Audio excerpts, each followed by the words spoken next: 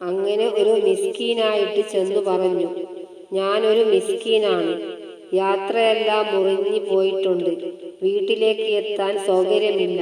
അതുകൊണ്ട് താങ്കൾക്ക് ഏറ്റവും നല്ല നിറവും ഒരു താഴ്വാരം മുഴുവനും ഒട്ടകം തന്ന അള്ളാഹുവിനെ മുൻനിർത്തി ഞാൻ ചോദിക്കുന്നു, എനിക്ക് ഒരു ഒട്ടകത്തെ തരുമോ? എനിക്ക് എൻ്റെ നാട്ടിലെത്തണം. എന്നെ സഹായിക്കണമെന്ന് ഈ മിസ്കീൻ പറയുകയാണ്.